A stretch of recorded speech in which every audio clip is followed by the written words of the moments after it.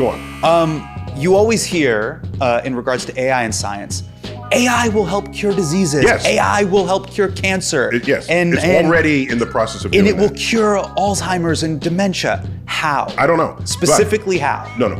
That not being my profession. I'm not attacking you as if you're the that's robot either. Tell me, chat NDT. So let me just give a broader Sure. statement here.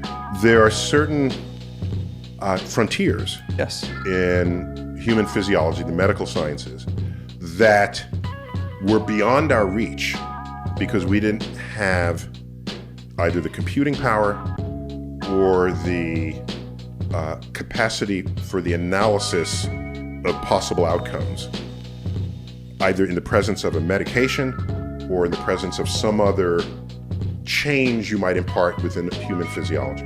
And one of them is protein folding, for example.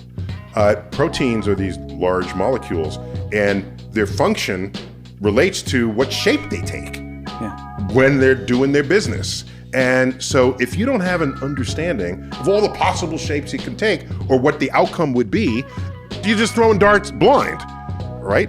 But when you have proper guidance with high performance computing, with a dose of AI, oh my gosh, you can localize that and figure out exactly what you need. Keep in mind,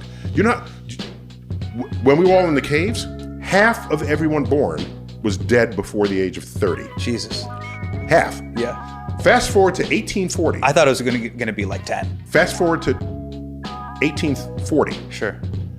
That number went up to 35.